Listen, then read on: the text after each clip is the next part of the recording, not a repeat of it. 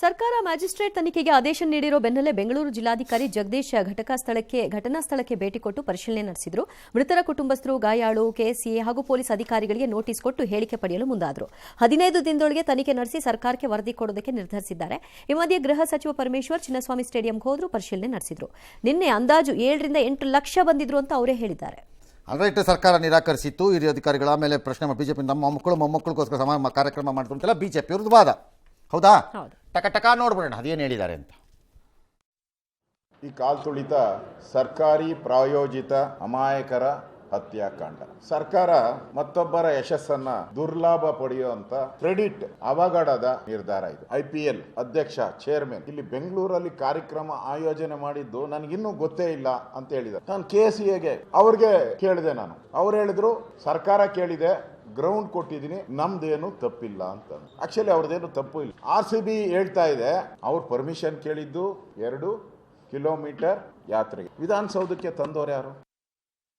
ಯಾವುದೇ ಪೂರ್ವ ತಯಾರಿ ಇಲ್ಲದೇನೆ ಸರ್ಕಾರ ಏನೋ ದೊಡ್ಡಸ್ತಿಕೆ ಮಾಡಬೇಕು ಅನ್ನುವಂತ ಕಾರಣಕ್ಕಾಗಿ ಎರಡೂ ಕಡೆ ಸೆಲೆಬ್ರೇಷನ್ ಅನ್ನ ಆಚರಣೆ ಮಾಡೋದಕ್ಕೆ ಯೋಚನೆ ಮಾಡ್ತು. ಸರ್ಕಾರದ ಮಂತ್ರಿಗಳ ಮಕ್ಕಳಿದ್ರು, ನಿಮ್ಮ ಮಕ್ಕಳನ್ನ ಪ್ರಾಜೆಕ್ಟ್ ಮಾಡೋದಕ್ಕಾಗಿ ಇವತ್ತು ಈ ಜನರನ್ನ ಬಲಿ ಕೊಟ್ಟಿದ್ದೀರಿ. ನಾವು ಅಂದಾಜು ಮಾಡಿದ್ದು ವಿಧಾನಸೌಧದ ಮುಂದೆ 1 ಲಕ್ಷ ಜನ ಸೇರಿದ್ದಾರೆ ಅಂತ ಹೇಳಿ ಅಂದಾಜು ಮಾಡಿದವನು. ಆಮೇಲೆ ಇಲ್ಲಿ ಒಂದು 35,000 ಜನ ಅನ್ಕೊಂಡಿದ್ವಿ. ಹೊರಗಡೆ 1.5 ಲಕ್ಷ ಜನ ಇದ್ರೇನೋ ಅಂತ ನಾವು ಅಂದಾಜು ಮಾಡಿದ್ದು. ಆದ್ರೆ ಈಗ 8,70,000 tickets have been sold. More than 8 lakhs ಜನ ಬಂದಿದ್ದಾರೆ ಅಂತ ಹೇಳಿ ಅನ್ಸುತ್ತೆ. 8,70,000 ಟಿಕೆಟ್ ಯಾರಪ್ಪ ಸೇಲ್ ಮಾಡಿದ್ದು? ಹೆಂಗಪ್ಪ ಸೇಲ್ ಮಾಡ್ತೀರಿ ಕೆಪಾಸಿಟಿ ಇಲ್ಲದೆ ಇದ್ದಾಗ ನಿಮ್ಮ ಹತ್ರ? ಆಮೇಲೆ ಫ್ರೀ ಅಂತ ಘೋಷಣೆ ಮಾಡಿದ್ರು. ಫ್ರೀ ಅಂತಾನೂ ಘೋಷಣೆ ಮಾಡ್ತೀರಿ, ಟಿಕೆಟು ಸೇಲ್ ಮಾಡಿದೀವಿ ಅಂತೀರಿ. ಯಾವನ ಅವ್ನು ಸೇಲ್ ಮಾಡ್ದವನು? ಹಂಗಾರೆ ಯಾರನ್ನ ಹೊಣೆ ಮಾಡಬೇಕು? ಈಗ ಏನಂತೆ ಪೊಲೀಸ್ನವ್ರು ಏನಂದ್ರಂತೆ, ವಿಜಯೋತ್ಸವ ಬೇಡ ದಯವಿಟ್ಟು ಪೊಲೀಸ್ ಅಧಿಕಾರಿಗಳೆಲ್ಲ ಹೇಳಿದ್ದಾರೆ. ಏಯ್ ಮಾಡ್ರೆ, ನಾವೆಲ್ಲ ಕಂಡಿದ್ದೀವಿ ಇಂಥವೆಲ್ಲ ಭಾಳ ನೋಡಿದ್ದೀವಿ, ಮಾಡ್ರಿ ಅಂದಿರ್ತಾರೆ. ದಿನ ಎಲ್ಲ ಕಷ್ಟಪಟ್ಟಿದ್ದಾರೆ. ಬೆಳಗಿನ ಜಾವ 4 ಗಂಟೆವರೆಗೂ ಪೊಲೀಸ್ನವರು ಕಷ್ಟ ಬಂದೋಬಸ್ತು ಅಂತ. ಭಾನುವಾರ ಮಾಡಿ ಬೇಕಾದ್ರೆ ಎಲ್ಲ ರೆಡಿ ಮಾಡ್ಕೊಂಬಿಡೋಣ, ಬ್ಯಾರಿಕೇಡ್ ಅಲ್ಲ. ಅದಕ್ಕೆ KCAನವರು ಯಾರೋ ವಿದೇಶಿ ಆಟಗಾರರು ಹೋಗ್ತಾರೆ ಅಂತ. ಹೋಗ್ಲಿ ಬಿಡ್ರಿ, ಏನು ದೇಶ ಬಿದ್ದೋಗ್ತಿತ್ತು ಅವ್ರು ಹೊಟ್ಟೋಗಿದ್ದಿದ್ರೆ? ಅಥವಾ ಆ ವಿದೇಶಿ ಆಟಗಾರನ್ನ ನೋಡೋಕ್ಕಲ್ಲಿ ಯಾವನಾರು ಬಂದಿದ್ನ? ಅಲ್ಲಿ ಬಂದಿದ್ದು ಎರಡೇ, ನಾ ಬರಬೇಕು, ಅಲ್ಲಿ ಇರಬೇಕು, ನಮ್ಮ ಫ್ರೆಂಡ್ ಎಲ್ಲ ಹೋಗ್ತಾ ಇದ್ದಾರೆ, ನಾನು ಹೋಗಬೇಕು. ಅದಿಲ್ಲ ಅಂದರೆ ಆ ವಿರಾಟ್ ಕೊಹ್ಲಿ ನೋಡಬೇಕು. ಅಷ್ಟಕ್ಕೆ ಅಲ್ಲಿ ಬಂದಿದ್ದೆಲ್ಲವೂ ಇನ್ನೇನಕ್ಕೂ ಬಂದಿಲ್ಲ. ಸಿದ್ದರಾಮಯ್ಯ, DK ಶಿವಕುಮಾರ್ ಗ್ರಾಚಾರ ನಮ್ಮನ್ನು ನೋಡಕ್ಕೆ ಬಂದಿದ್ದಾರೆ, ಎನ್ಕೊಂಬಿಟ್ಟಿದ್ದಾರೆ. ನಿಮ್ಮಂಥ ಪೆದ್ರಿ ಇನ್ನಿಬ್ರು ಇಲ್ಲ, ಹೇಳ್ತೀನಿ ಕೇಳಿ. 2 ಓಟ್ ಬರಲ್ಲ ಇದರಲ್ಲಿ.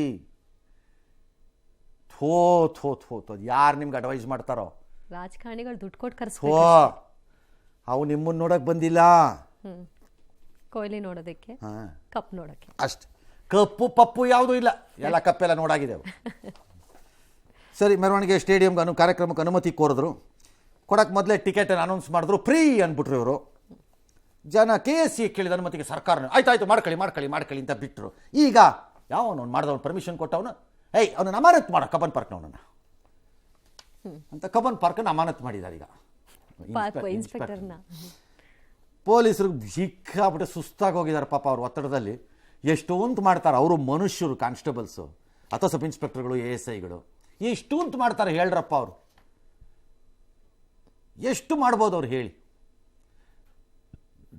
ಆಮೇಲೆ ಇದು ಯಂಗ್ ಕ್ರೌಡ್ ಆಗಿದ್ದರಿಂದ ಕಂಟ್ರೋಲ್ ಭಾಳ ಕಷ್ಟ. ಇಲ್ಲಿ ಲಾಟಿಂಗ್ ಅಂದರೆ ಅಲ್ಲಿ ಕಾಣಿಸ್ತಾರೆ, ಅಲ್ಲಿ ಲಾಟಿ ಹೊಡೆದ್ರೆ ಇಲ್ಲಿ ಕಾಣಿಸ್ತಾರೆ. ಮೆಟ್ರೋಲ್ ಜಂಪ್ ಮಾಡಿದ್ದೆ ಸಾಕು, ಅವ್ರನ್ನ ತಡೆಯೋಕ್ಕಾಗಲ್ಲ ಅವ್ರಲ್ಲ. It's very difficult. ನಾವೆಲ್ಲ ಕ್ರೈಮ್ ರಿಪೋರ್ಟಲ್ಲಿ ಇದ್ದಾಗ ಪೊಲೀಸ್ನವ್ರು ಹೇಳೋರು, ಸರಿ ಸ್ಟೂಡೆಂಟ್ಗಳದ್ದು ಫೈಟಿಂಗ್ ಬಂದ್ಬಿಟ್ರೆ ಭಾಳ ಕಷ್ಟ ಹ್ಯಾಂಡಲ್ ಮಾಡೋದು. ಅವ್ನು ಇಲ್ಲಿ ಮಾಡಿದ್ರೆ ಅಲ್ಲಿ ಮರ ಹತ್ತಾನೆ, ಅಲ್ಲಿ ಇಲ್ಲಿ ಮರ ಹತ್ಬಿಡ್ತಾನೆ, ಅವನು ಕೈಗೆ ಸಿಗಲ್ಲ ಅಂತಾರೆ. ಇಲ್ಲೂ ಹಂಗೆ ಆಗಿದೆ ಪಾಪ. ಅವ್ರು ಎಷ್ಟು ಅಂತ ಮಾಡ್ತಾರ್ರಿ. ನೀವೇನೋ ಆರ್ಡರ್ ಕೊಟ್ಬಿಟ್ಟು ಎಲ್ಲ ಹೋಗ್ಬಿಟ್ರಿ. ಆ್ಯಂಬುಲೆನ್ಸ್ ಇಲ್ಲ, ಫೈರ್ ಫೋರ್ಸ್ ಇಲ್ಲ, ದೇಶನೇ ಕಾಪಾಡಬೇಕು. ಎಸ್.